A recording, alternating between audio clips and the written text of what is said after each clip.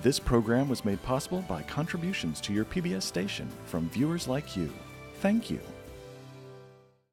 On the next Discover the Upper Cumberland, we have outdoor adventures in Spencer, Tennessee. See just how beautiful glass can really be and feel the nostalgia as we remember our history. So come along and together we'll discover the Upper Cumberland.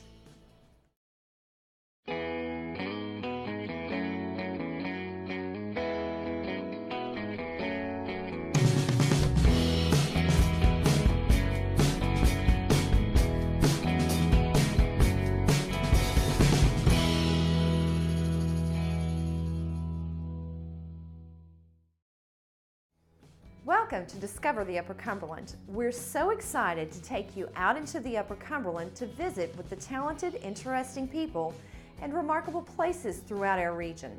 I am Celeste Flatt-Bennett and I'm honored to be your guide on this adventure.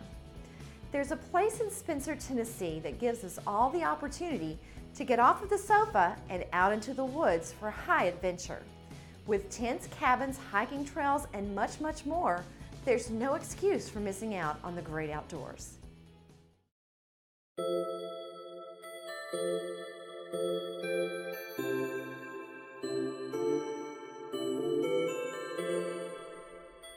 Latimer Scout Reservation is owned by the Middle Tennessee Council Boy Scouts. However, we're open to not only Scouts, but Girl Scouts, church groups, school groups, and corporate groups. We have conference facilities, lodging. We also have hiking trails, mountain biking, climbing and rappelling. As you can see behind me, we have a lake where we can do kayaking and paddleboarding. Just enjoying the great outdoors is what you get to do at Latimer. We are about 13 miles east of Spencer, right on the top of the Cumberland Plateau.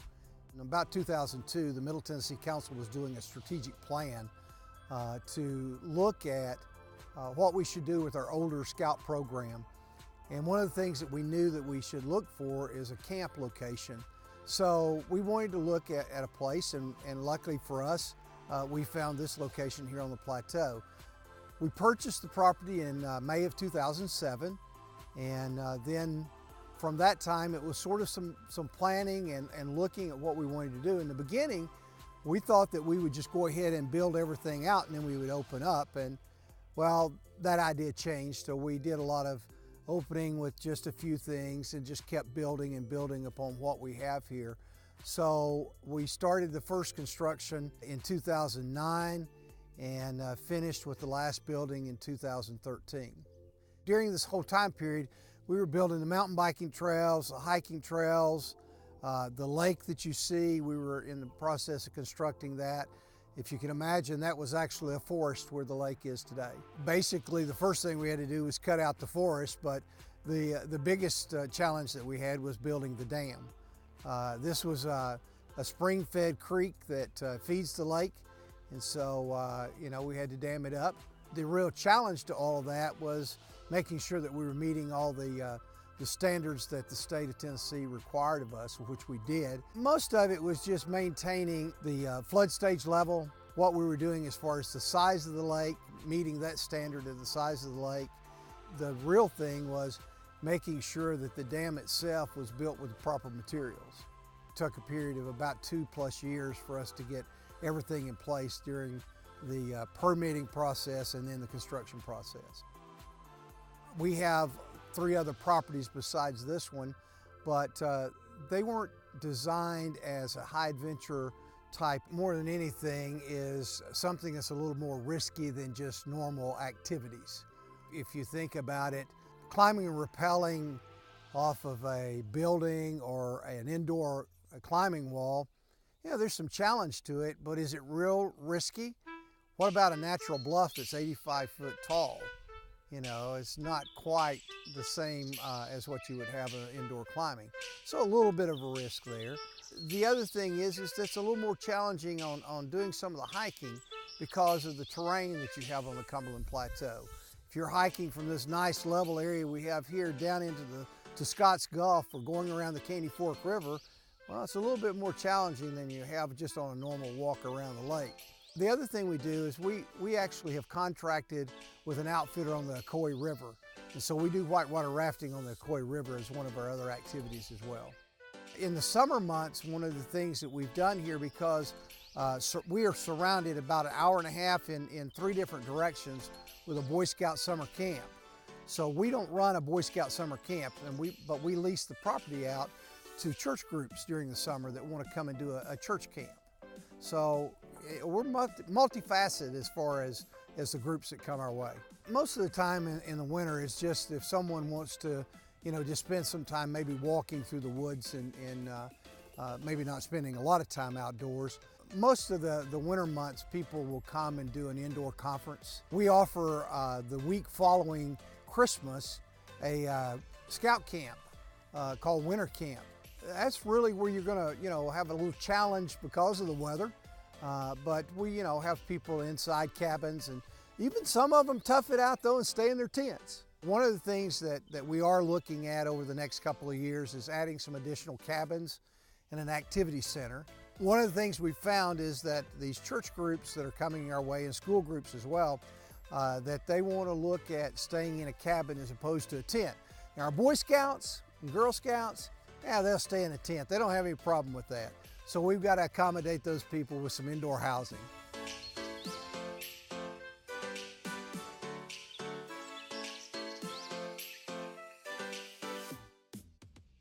Now, everyone has to make a reservation, whether you're a scout group, Boy Scout, Girl Scout, or if it's a church or school group, corporate group. Some people might consider us sort of like a concierge camp, because from the time you make a reservation, the time you visit to the time you leave, we're in complete contact with you to make sure that you're getting the true experience when you come to Latimer.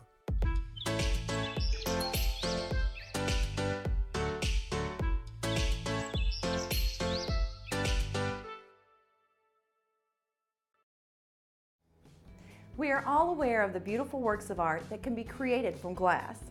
But there's an artist in Silver Point, Tennessee that brings his vision and talents to the age-old tradition of paperweights, giving them his own flair and creativity. Damon McNaught has perfected his work with paperweights, giving them beautiful designs inspired by nature and the world around him.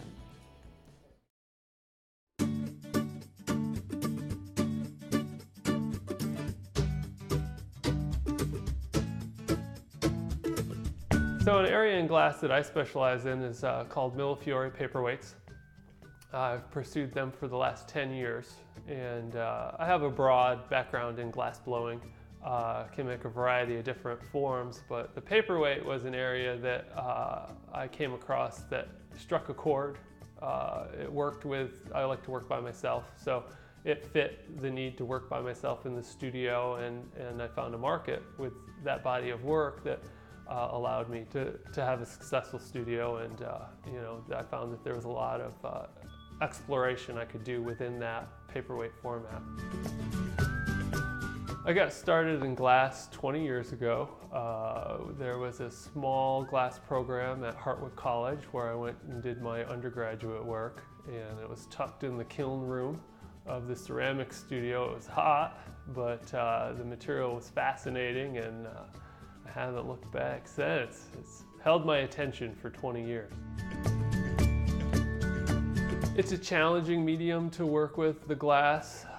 There's always a new level to push and strive for as my skills become better, as I explore different bodies of work. It's an exciting material to see what the next step is and try to obtain that. I like to think of glass work as a sport. It's a very physical, team-oriented process, and it just makes a great environment to work in and talk with people and work with other people who specialize in glass work. So it's a pretty unique material. When you first start working with glass, you feel clumsy. It's a material that takes a bit of timing to understand how it works, and just a tremendous amount of practice. It's the more you handle the material, the easier it gets to work, and the better you're able to realize your ideas and designs.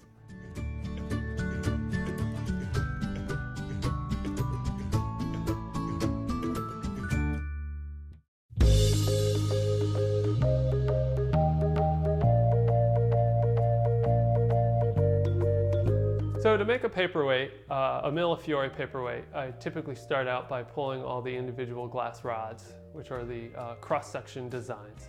And then I take those rods and I cut them up into small pieces and arrange them in a steel mold. And all the pieces need to fit loosely, so they'll come out. The designs are done upside down, and then I take hot glass and drip it into the backside of the steel mold to fuse all the glass canes together. And then I continue to heat those canes until there are no air spaces in them. And once I'm satisfied with that look, I take that and encase it in clear crystal and continue to shape the 2000-degree glass until it starts to cool and it's the desired shape that I want. And then from there, when I'm happy with it, I take it and put it into an annealing oven and allow it to cool slowly overnight down to room temperature. Millefiori is Italian for 1,000 flowers. That's the translation. So we're always looking at nature for color inspiration or pattern inspiration. I look at a lot of other artists' work to see what's been done before, how I can learn from what's been done from history and paperweights, and then how I can take that and put my own spin on it to develop the field, to put my own imprint on the art of the paperweight.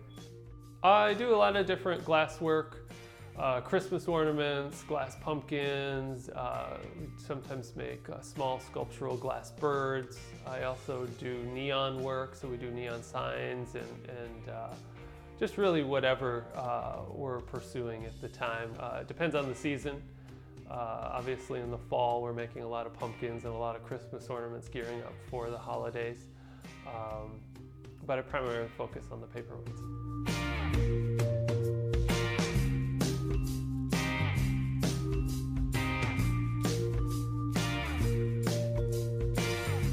A mentor that I had was Kurt Brock over at the Appalachian Center for Crafts. I came down to work at the Craft Center 18 years ago as the artist in resident, and working alongside Kurt Brock allowed me to become a better glass worker and also helped me organize my time and helped me move forward in terms of becoming a professional artist and running a glass studio full time. I can remember when I was interviewing, there was a lot of concern about me coming from Brooklyn to rural Smithville. And so I flew down to visit the program and loved it. And that's another reason why I've located here and live here in Silver Point, because I just love Center Hill Lake and the people, around here. There's a lot of like-minded craftspeople. I felt at home down here and just connected with folks, and it just seemed like the right place to be.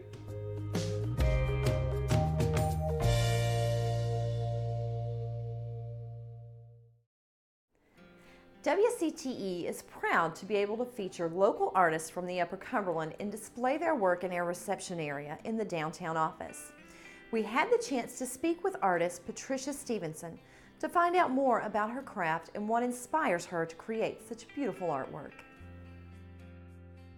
We're here today with Patricia Stevenson, who is a native of Jackson County here in the Upper Cumberland and has lived in Overton County for many years. She is a renowned artist, and we have her artwork on display here in the WCTE lobby. So we wanted to invite Miss Patricia in to tell us about your life, how you got into art, and give us some information on these beautiful paintings that we've got here.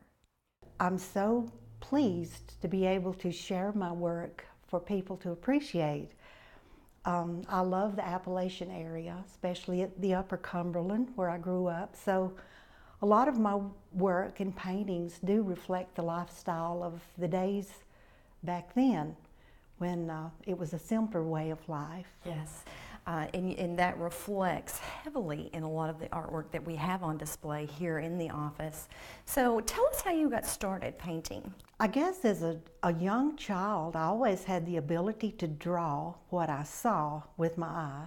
Wonderful. And they didn't teach art when I was in that little 2-room schoolhouse on Sugar Creek. Right. But the art was given to me through my mother, I guess. My mother was a very gifted person with her art and writing. But there was a teacher named Aaron Davis would draw something on the blackboard and the kids had to try to duplicate it. And I always got an A. Awesome. Back then, art was considered to be a waste of time, a plaything you did. It wasn't monetarily gainful, Right. so to speak. But in later years, in my mid-30s, I was able to go to college and achieve an associate degree in art. Wonderful. Now, where did you go to college at? In Floyd County in Georgia, and the college is now called Georgia Highlands. Okay.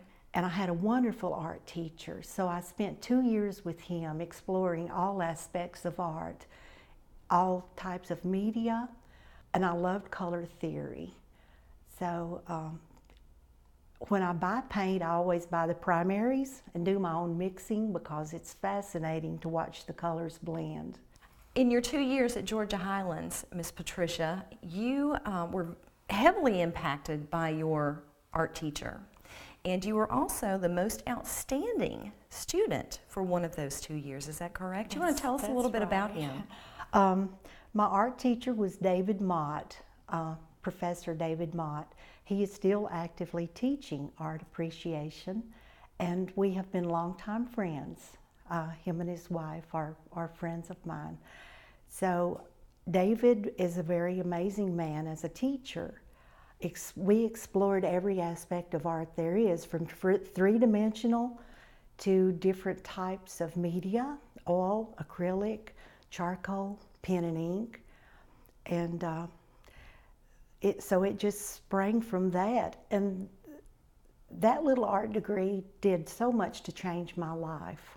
Tell us what inspires you around the area when you were growing up here in the Upper Cumberland, in Jackson County, Overton County, or just what gives you your inspiration for all this remarkable artwork that reflects our area so true?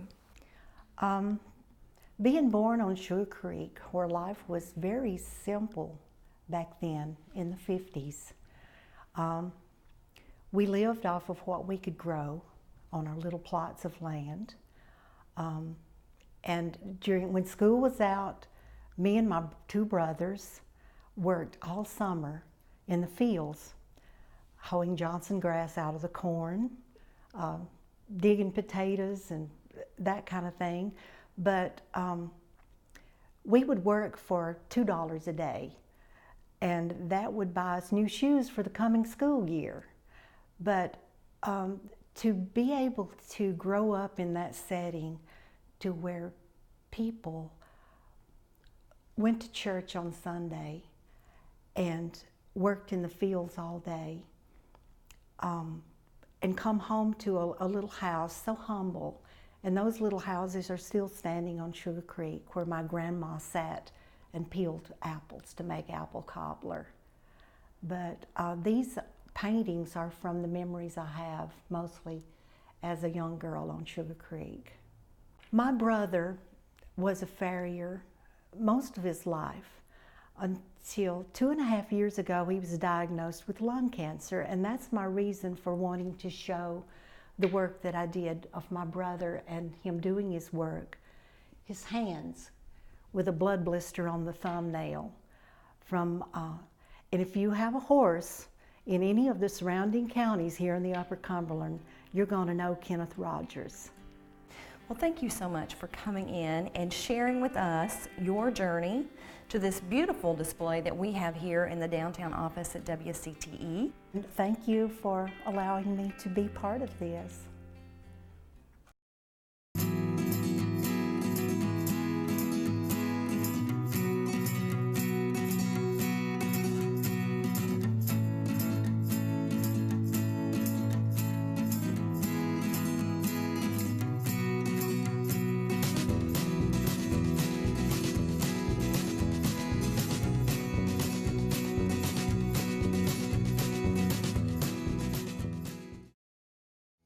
Our history can hold many wonderful treasures, and there's a place in Gainesboro, Tennessee that gives us the chance to relive the past and learn interesting facts that help shape the area we live in.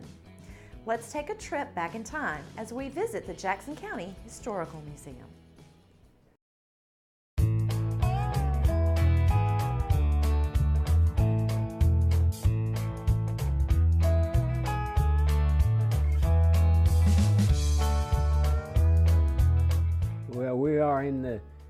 Jackson County Museum, it is the oldest museum in the Upper Cumberland area. It was established in about circa 1975.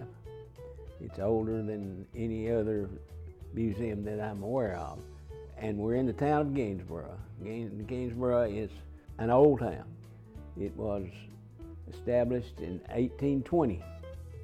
It's almost 200 years old. 11th oldest town in the state of Tennessee. This building became available. It belongs to the town of Gainsboro, but the Historical Society is allowed to use it, so it's developed into what it is. Obviously, you can see that the space is limited. We've got a lot more things than we can display. We worked to try to get a larger facility, but we haven't been able to do that.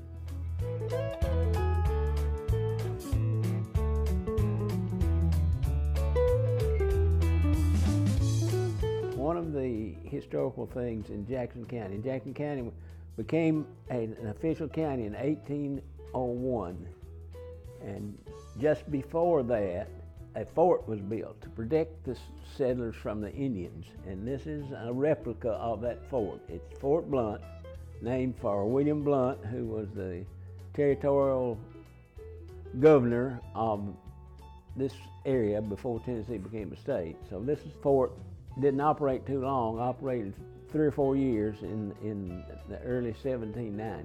After the danger from the Indians kind of subsided, it was no longer manned. The river was very important in Jackson County.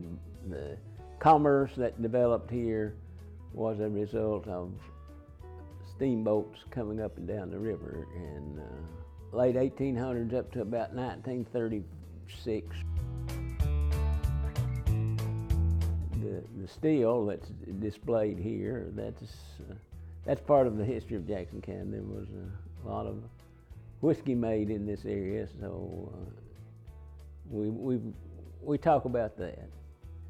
Also, I'd like to mention that we have a lot of genealogical information. There are a lot of people that are interested in genealogy, and we have a lot of information here in this building and in another area in the archives here in the town of Gainsboro.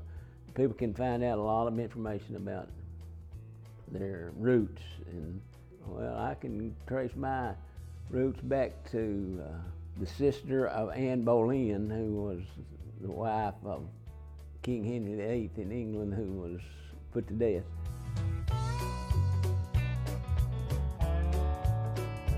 Columbus was a town on the river that's about 1.5 miles north of here. During the Civil War, the Union Navy tried to control the river and came up the river. They burned the community of Old Columbus. That mural is a depiction of that. Burned Salina, but Andrew Johnson, who was the military governor, wouldn't let them burn Gainsboro, so Gainsboro wasn't burned, and it was supposedly a strategic place.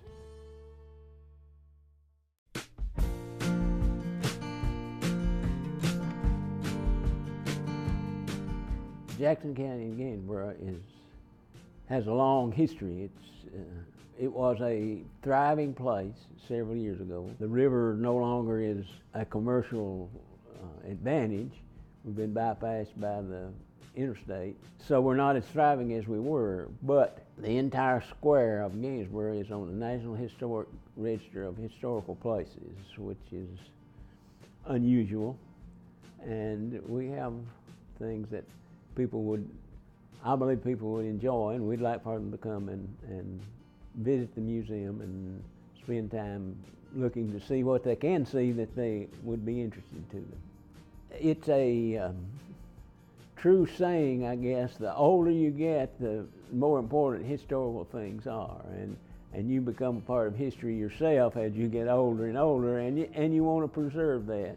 And it's important for people to know their history and who their ancestors were and who were leaders and developed this country into what it is, because people have gone from Jackson County and the Upper Cumberland area all over this country and have made impacts on history and what has occurred in this country.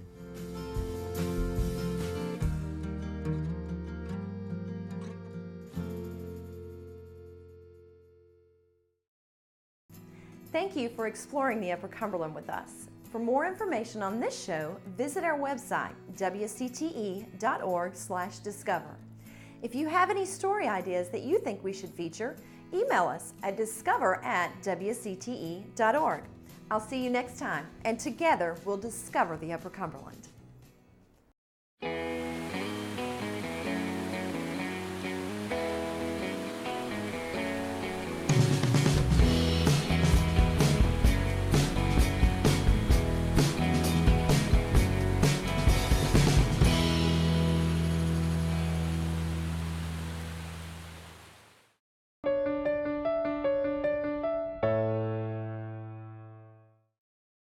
This program was made possible by contributions to your PBS station from viewers like you. Thank you.